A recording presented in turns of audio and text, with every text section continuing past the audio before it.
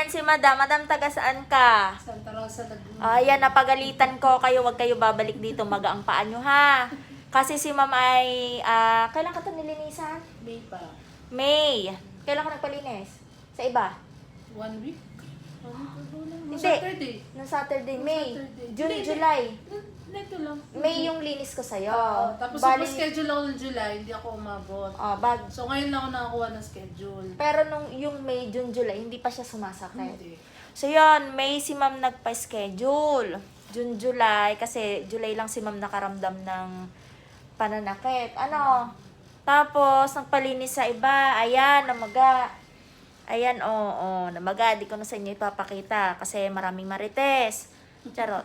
So, ayun. Namaga. Pinagalaw niya sa iba. Dito dinala. Ano, okay na. Naintindihan ko naman si Ma'am kasi nga siya ay malayo. Malayo ka, no? Hindi siya agad dito makabalik para makapagpalinis. So, inantay niya muna umaga. Umaga Hindi, dalhin nakaraan dito. pa ako kaso wala ka schedule. Ay, talaga. po na.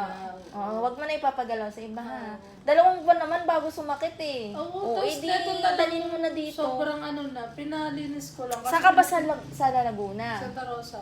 Santa Rosa, malayo ba sa'yo ang Kabuyaw? Malapit. O, di, dayuhin mo na lang to si Julian. Naka-vlog kasi. Hindi kasi, malapit siya doon. Eh, para hindi ka nalalayuan dito sa akin. Hindi, gusto ko kasi yung sagad talaga. Sagad. O, sige. O, dito ka na lang babalik. Opo. O, yan. Babalik ka dito, ha? Pag bumalik ka dito ng ganyan ulit, di ko na yan gagalawin. Charot lang. So, yan. Bye-bye. Ingat sa pag-uwi. Buti minute na. Bye.